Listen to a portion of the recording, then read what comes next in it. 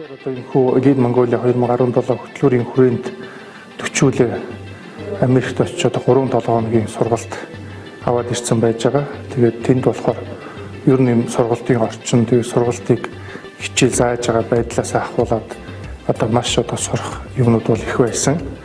За тэгэхээр бид нар тэнд бол одоо 3 баг болж хуваагдаад бас нийгэм толгомдож байгаа асуудлуудын талаар одоо төсөл хэрэгжүүлэх чиглэлээр одоо суралцсан.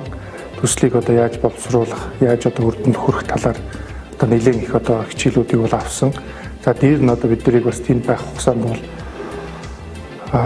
яг бодит одоо зүйлүүдийг бол айгүй их харуулж одоо үзүүлсэн. За тэрэн дээр одоо миний нэг сурсан юм юу гэхээр бид нарыг одоо Станфорд хотын одоо эрдийн төлөөлөгчдийн хурлын тэргүүлэгчдийн хурал дээр аваад суулгаад за тэнд бол ер нь бодит байдлаараа хурал яг яаж явагдах вэ тэрийг бол харуулсан. Тэндээс юу гарсан гэхээр биднээс ялгаатай юм гэхээр ер нь одоо эрдийн оролцоог бол маш сайн хангадаг юм байна.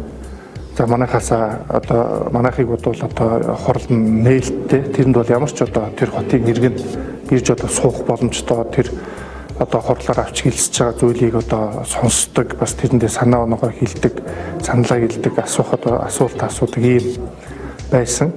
За дээр нь одоо бид нар бас конгрессийн гишүүдтэй одоо уулзаад бас тэр хүмүүсийн одоо олон жилийн туршлага бас нийгэм тандсан одоо ажлуудын талаар ингээд асуугаад үзэхэд ер нь ингээд эрдэнэ төлөөлөгчдийн хуралд бол иргэдээс одоо маш олон одоо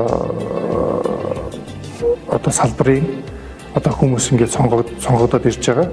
Тэгээд тэрэнд бол мэдээж зарим хүмүүс одоо анхудаага ингээд сонгогдож байгаа. Тэгээд тэр хүмүүст бол эхлээд ажиллаа эхлэхээс өмнө одоо сургалт өгдөг, бас одоо эрдэнэ төлөөлөгчдийн хурлын одоо үйл ажиллагаа, одоо эрдэнэ төлөөлөгчдийн хурал гэж одоо эрдэнэ төлөөлөгч гэж одоо хүн ямар байх ёстой, яах ёстой, хүмүүсээ яаж одоо иргэдэд яаж одоо төлөөлөх үү гэдэг одоо бүх зүйлийг одоо заадаг юм байлээ. Тэгээд тэр нь их одоо авштай юм сайн санагдсан.